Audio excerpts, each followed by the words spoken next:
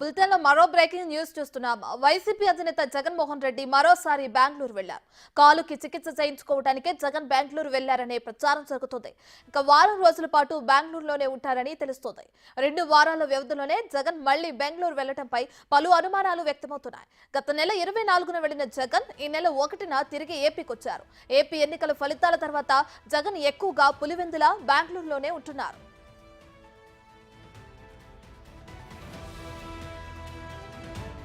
ఓటమి తర్వాత తాడేపల్లి నుంచి జూన్ 22న జగన్ పులివెందుల వెళ్లారు.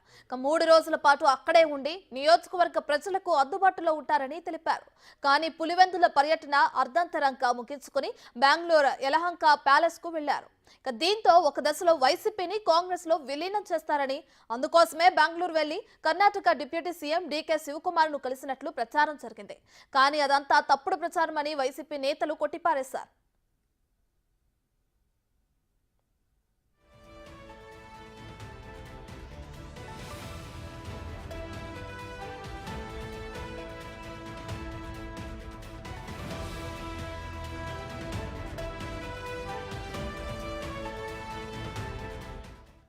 ఇదే అంశానికి సంబంధించి మరింత సమాచారాన్ని మా ప్రతినిధి శివ లైవ్ లో అందిస్తారు.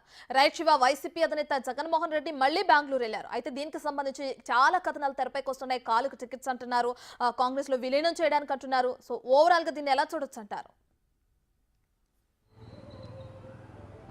మొత్తం మీద చూసుకుంటే ప్రస్తుతం వైఎస్ఆర్సీపీ ఆంధ్రప్రదేశ్లో చాలా విచిత్రమైన పరిస్థితిని ఎదుర్కొంటుంది. ఆ పార్టీకి సంబంధించి ప్రభుత్వాన్ని విమర్శించేందుకు ఒక నాయకుడు కూడా బయటకు వచ్చే పరిస్థితి కనిపించట్లేదు. కేవలం ఒకరిద్దరు నాయకులు తప్ప మిగిలిన వాళ్ళు ఎవరు కూడా మాట్లాడే ప్రయత్నం కానీ మాట్లాడే సాహసం కూడా చేయట్లేదు. అలాగే ఆంధ్రప్రదేశ్లో ఉంటే వారి కార్యకలాపాలు ఇంటెలిజెన్స్ వ్యవస్థ ద్వారా ప్రభుత్వానికి చేరతాయి. ఇటు తెలంగాణలో ఉన్నా కానీ ఇబ్బందికరంగా కూడా జగన్మోహన్ రెడ్డి భావించారు. దీంట్లో బెంగళూరు అయితే జగన్మోహన్ రెడ్డికి సేఫ్గా భావించారు. అక్కడ ఎటువంటి కార్యకలాపాలు కొనసాగించినా, ఎటువంటి వ్యవహారాలు నడిపినా బయటికి పొక్కే అవకాశం లేదనేది జగన్ ఆలోచనగా కనిపిస్తోంది. ఈ నేపథ్యంలోనే ఇటీవల పలు కేసుల్లో నిందితులుగా ఆరోపణలు ఎదుర్కొన్న సజ్జల, మాజీ మంత్రి పేర్నే నాని, అలాగే అప్పిరెడ్డి, నందిగాం సురేష్, ఆళ్ల రామకృష్ణారెడ్డి, ఇట్లాంటి వ్యక్తులు, దేవినేని అవినాష్, ఇట్లాంటి వ్యక్తులంతా కూడా ప్రస్తుతం బెంగళూరులోనే మకాం మార్చినట్లు కూడా బెంగళూరు కేంద్రంగానే వారి కార్యకలాపాలు కొనసాగిస్తున్నట్లు కూడా తెలుస్తూ ఉంది. ఇప్పటికే దీనికి సంబంధించి కూడా పోలీసు అధికారులు సెల్ ఫోన్ సిగ్నల్ ఆధారంగా వీరంతా బెంగళూరు పరిసర ప్రాంతాల్లో ఉన్నట్లు కూడా ఐడెంటిఫికేషన్ చేసినట్లు కూడా తెలుస్తోంది.